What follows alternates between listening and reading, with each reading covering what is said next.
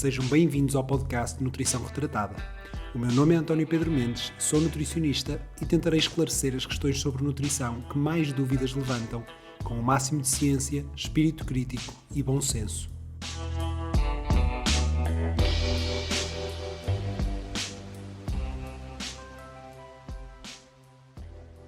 Se há assunto que ainda está, em grande parte, por resolver, são as queimbras musculares. E eu até sei que digo isto de muitos assuntos, do facto de não haver certezas quanto a vários temas, mas este em particular é digno de uma incerteza extraordinária.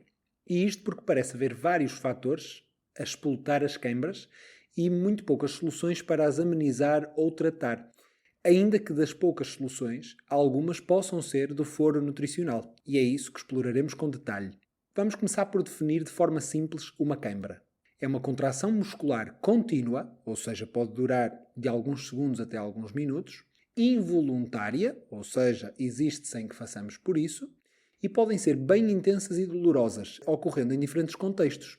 Normalmente melhoram após esticar o músculo em causa. E qual é o processo fisiológico que as caracteriza? Também de uma forma bem simplificada, podemos dizer que são descargas elétricas dos neurónios motores, normalmente de forma espontânea e em locais anormais, ou seja, a nossa corrente elétrica corporal, por algum motivo, faz uma descarga de dimensão considerável onde não deveria. E os motivos para que estas descargas anormais ocorram podem estar relacionados com uma vasta gama de doenças neurológicas, ainda que na maior parte dos casos não tenham sequer uma origem tão grave. É o caso das queimbras que ocorrem durante ou após o exercício físico e é nessas que iremos focar. Ainda que não haja consenso sobre esta origem das queimbras, têm sido descritas duas possíveis hipóteses. Primeiro, distúrbios no balanço hidroeletrolítico do atleta, ou seja, alterações no seu estado de hidratação e dos sais minerais dos tecidos corporais, e distúrbios no controlo neuromuscular como segunda hipótese, ou seja, um desequilíbrio entre as forças que impulsionam e que inibem a excitação dos neurónios. Ora, no caso da perda de água e sais minerais, a teoria baseou-se em grandes desidratações verificadas em trabalhadores industriais, nomeadamente mineiros, técnicos de siderurgia e até técnicos de navios, visto que eles realizavam tarefas fisicamente exigentes em locais com grandes temperaturas e com materiais de proteção tipicamente quentes. Tendo em conta que havia uma maior incidência de queimbras musculares generalizadas nesta população, desde cedo que se começou a associar a um provável desequilíbrio hidroeletrolítico. No entanto, sabe-se que hoje esta hipótese está maioritariamente associada a condições patológicas, nomeadamente em contexto de internamento hospitalar. A evidência de que esta será uma das principais causas de queimbras em atletas é baixíssima, na verdade, mas não é posta completamente de lado em casos de desidratação muito graves. A questão é, mesmo que não se perceba muito bem a influência da desidratação nas queimbras, está mais que comprovado que a performance física fica afetada pela desidratação.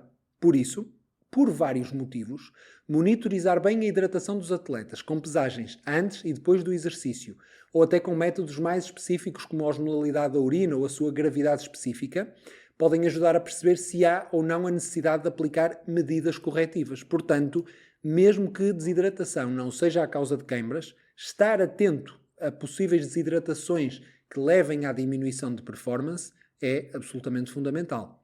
A tal segunda hipótese de que falamos remete para o impacto do controlo do sistema nervoso nas queimbras musculares e chama-se habitualmente hipótese neuromuscular.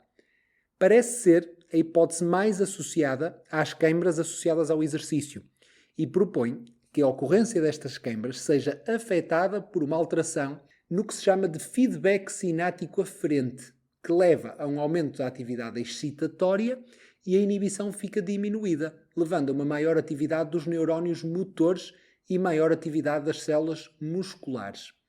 Deste modo, há alguns fatores de risco para o aparecimento das queimbras em praticantes de exercício, nomeadamente, e aqui estão as principais causas para as queimbras, fadiga muscular ou falta de condição física para determinados esforços. Estas são as duas principais causas para a ocorrência de queimbras no exercício. Também a desidratação é certo e um possível desequilíbrio eletrolítico, como falamos há pouco, assim como ter algum historial de queimbras ou até algum historial familiar de queimbras são fatores de risco, mas a verdade é que a maior parte das vezes estará relacionado com a falta de condição física ou uma grande intensidade ou até um prolongar da atividade física. A ocorrência de queimbras tem-se verificado em vários contextos de treino e competição, na maior parte dos desportos. Ainda que nos desportos de equipa haja alguma ocorrência de queimbras, é efetivamente na endurance que é mais frequente, nomeadamente na maratona. Há alguns dados interessantes e que mostram que quase 20% dos corredores podem ter queimbras durante alguma fase da sua prova.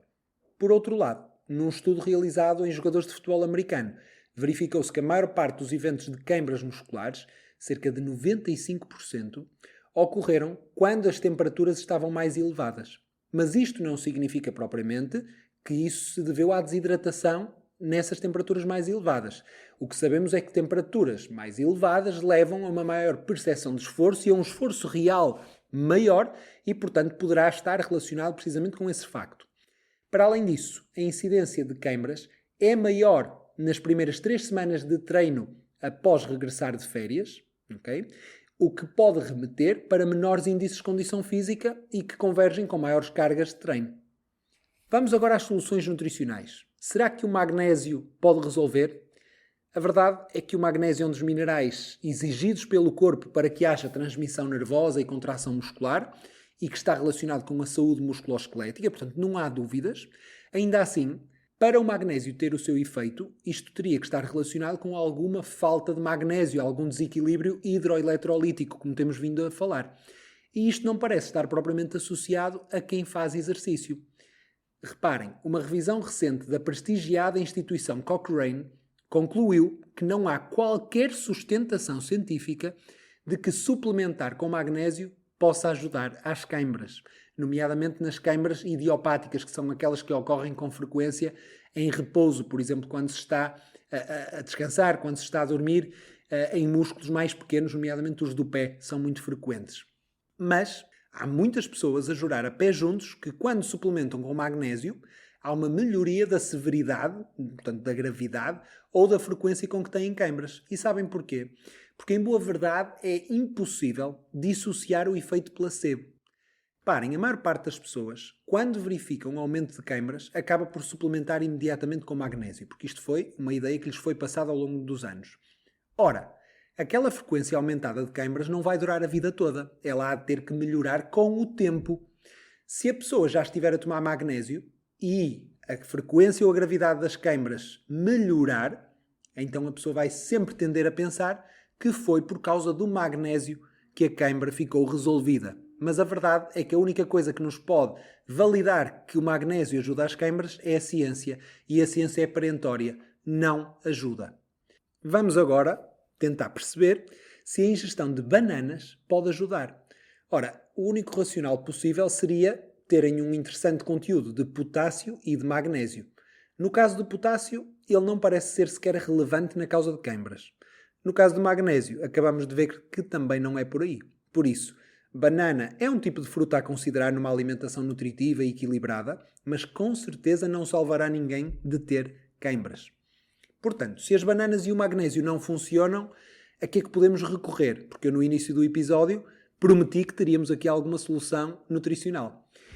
A resposta a esta questão será uma surpresa para muitas pessoas, principalmente para quem não trabalha na área desportiva. É que parece que a ingestão ou simples bochechar consumo de picles pode tratar uma queimbra imediatamente, assim como bochechar ou ingerir mostarda ou vinagre.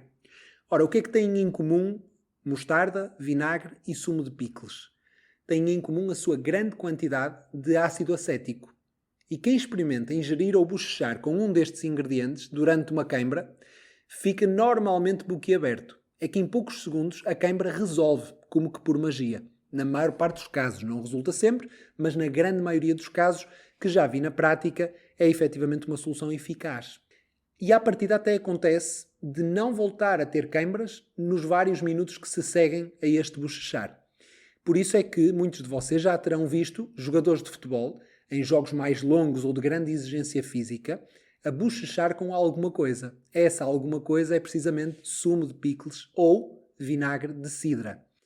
Pensa-se que o mecanismo da ação de inibição da queimbra se baseia no bloqueio da ação dos neurónios do músculo afetado pela queimbra, ou seja, há um bloqueio daquela descarga elétrica. Uma vez que o ácido acético, que está no vinagre e no sumo de picles e na mostarda, através de contacto com os receptores na boca e na faringe, consegue provocar esse reflexo neuronal.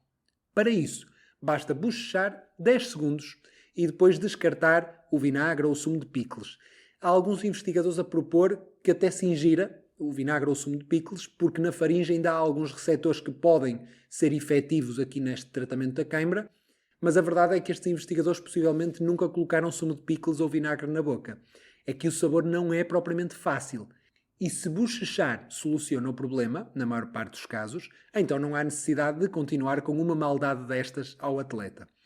Portanto, e em resumo, bananas não ajudam às queimbras, são apenas um dos frutos que têm interesse nutricional, mas não para este assunto. Suplementar com magnésio, por muito que tenha uma ação conhecida na contração muscular, não tem qualquer sustentação científica, por isso é importante passar a mensagem. Hoje em dia toma-se magnésio em situações de queimbras, toma-se magnésio em situações de fadiga generalizada, enfim, tudo sem evidência.